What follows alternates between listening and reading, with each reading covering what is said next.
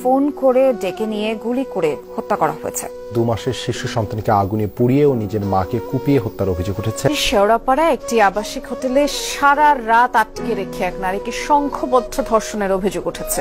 শ্রীনগরে এক্সপ্রেসওয়েতে শাহিদা আক্তার নামের এক তরুণীকে গুলি করে হত্যা। মধ্যরাতে কিশোরীকে সংঘবদ্ধ ধর্ষণের চাঞ্চল্যকর ঘটনায় দিনভর উত্তাল কক্সবাজারের চকরিয়া। কান্না আহাজারি থামছে না জারা হায়াত খানের পরিবারের।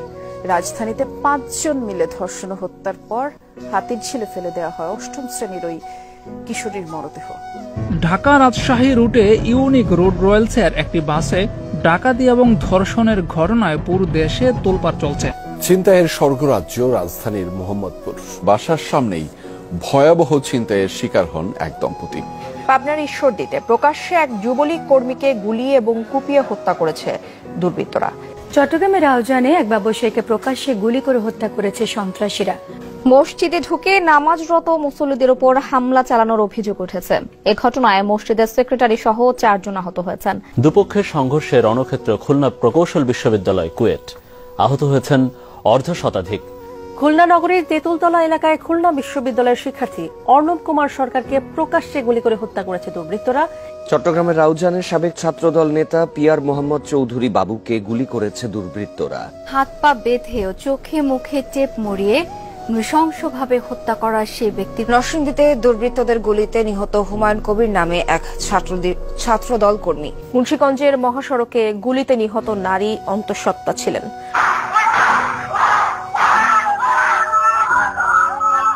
সুমন হালদারকে প্রকাশ্যে গুলি করে হত্যার। হোটেল সিগালের সামনের রাস্তায় হাঁটছিলেন গোলাম রাব্বানী টিপু। এ সময় কাছ থেকে তার মাথায় গুলি করে পালিয়ে যায় দুর্বৃত্তরা। কুষ্টিয়ার দৌলতপুরে এক ইউপি চেয়ারম্যানকে ইউনিয়ন পরিষদ কার্যালয়ের ভেতরেই গুলি করে হত্যা করেছে দুর্বৃত্তরা।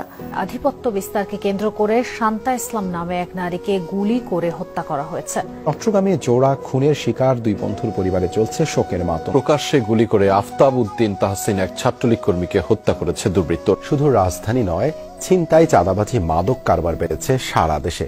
রাজধানীর গুলশানে 2 মানি এক্সচেঞ্জ ব্যবসায়ীকে কুপিয়ে বিপুল পরিমাণ অর্থ ছিনতাই করেছে দুর্বৃত্তরা। রংপুরে ক্ষুদ্র ও কুটির শিল্প মেলায় হাউজে খেলায় মফিজ পোলা নিয়ে 2 পক্ষের সংঘর্ষ হয়েছে। স্থানীয়তে ছিনতাইয়ের ঘটনা নতুন নয়, তবে এবার তুরাগ থানা এলাকায় এসিড নিক্ষেপ করে ছিনতাইয়ের নতুন ধরন দেখা গেছে।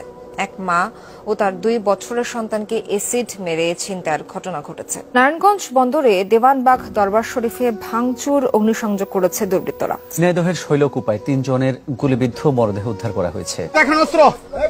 আমাদের